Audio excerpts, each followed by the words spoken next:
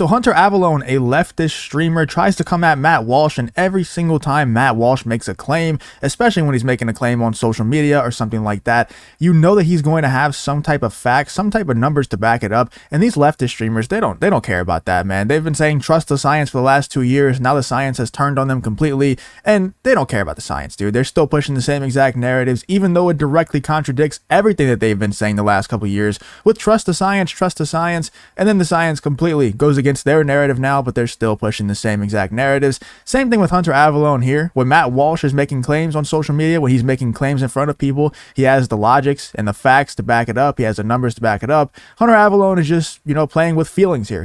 That's all he's using. He's not using any type of facts or logic, and he tries to come at Matt Walsh, and he gets absolutely obliterated by Matt Walsh. Let's check this out. Here is the clip that originated from. He's reacting to Matt Walsh here, and he says some really stupid things. This tweet is from Addison Smith.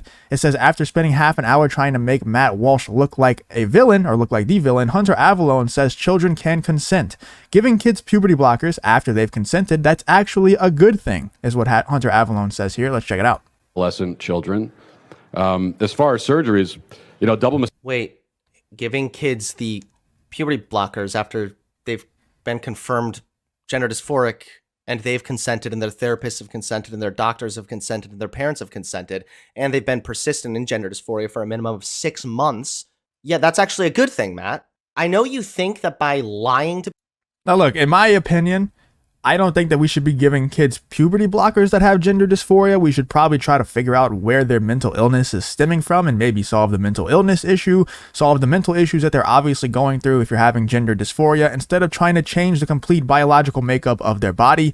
But hey, that's just me. Let's check out what Hunter Avallone had to say about this clip getting a little bit of traction. He replied to this tweet and said, I said kids can consent to this specific treatment if they also have the consent of parents and doctors. I never said kids can consent to anything they want. Then again, I wouldn't expect logic from an effing OANN host. Well, they did give you the quote right here saying giving kids puberty blockers after they've consented, that's actually a good thing.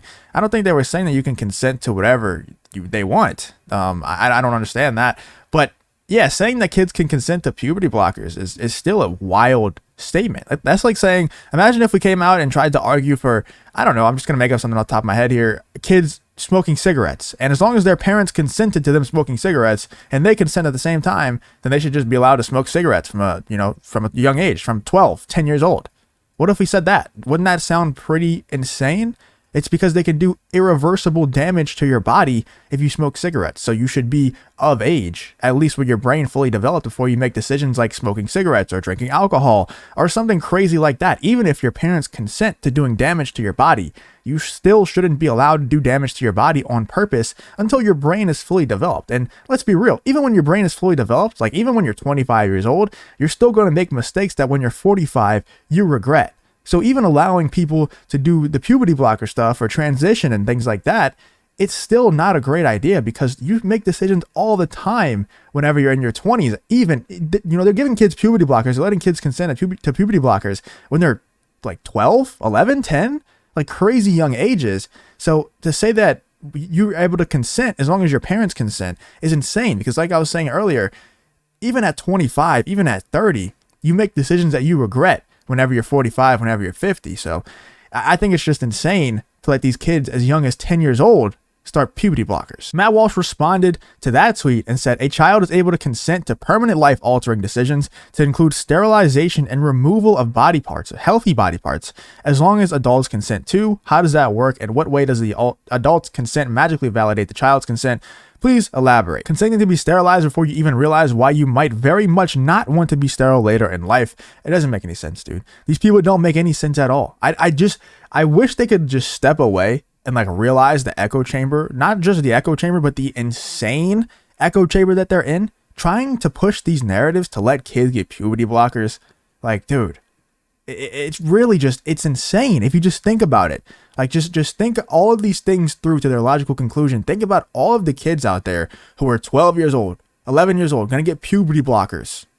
And Hunter Avallone here tries to say that it is reversible, but we've seen a ton of horror stories where it's not reversible and the people regret it majorly. Hunter Avallone says here, firstly, we're talking about puberty blockers, not removing any body parts. Puberty blockers are largely reversible. There he says it right there. Secondly, medical consent is unique. Medical intervention can be life-saving. A child consenting to sex or alcohol is not. Well, that's true, but I don't understand how puberty blockers can be life-saving either. I think that trans people have a very, very high rate of toaster bath, if you know what I'm saying. And I don't think that would be life-saving whatsoever. I think it could cause health issues physically, and it could definitely cause some mental health issues as well. Major ones, to where, like I said, they have a very high rate of toaster bath because it's not a good life to live, for one, and for two, people regret it a lot. Anytime a child has any medical procedure, the parents must also consent. That's why the minor's ability to consent is largely based on the parental consent as well. Lastly, if they can't consent, why did you say 16-year-olds can consent to marriage and child rearing?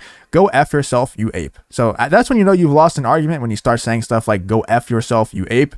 Matt Walsh is just there, stating facts, asking questions based in fact, based in logic.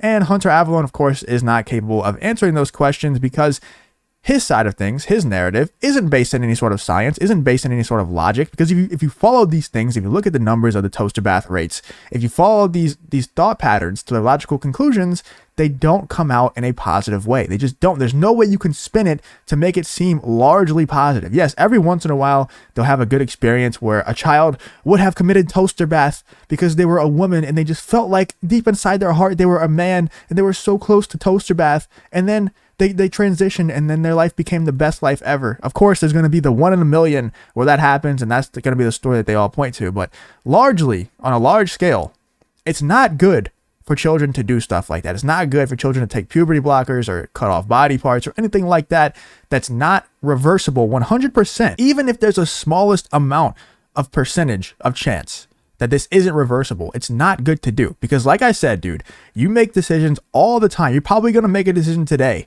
that you will regret later on in life. It will probably happen today. We make decisions all the time. Imagine a 15-year-old choosing to transition, being able to consent to that. Of course, they're most likely going to regret it later on in life. You know how many things I wanted to do when I was 15 that I'm so glad I wasn't allowed to do because it would have harmed me mentally and physically? We need to, yes, we need to protect these people from themselves at a certain point. We just need to. Ask the tens of thousands of detransitioners sharing their stories what they think instead of making shut up in your head, that sounds good, or shit up in your head, that sounds good.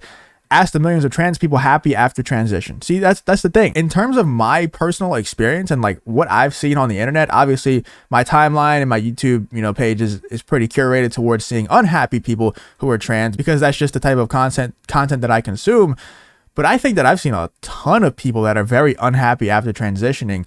Very disproportionately. I think that there's a lot more people, if we're going to use a cigarettes example, I think there's a lot more people who are unhappy post-transitioning than there are post-cigarette. Even though they're both harmful to your body and, can be harmful mentally as well, obviously, I think there's a lot more unhappy people who were, transitioned and wanted to transition back and just can't. Hunter Avallone responds to that and says, ask the millions of trans people happy after transition. And that's exactly what I said earlier.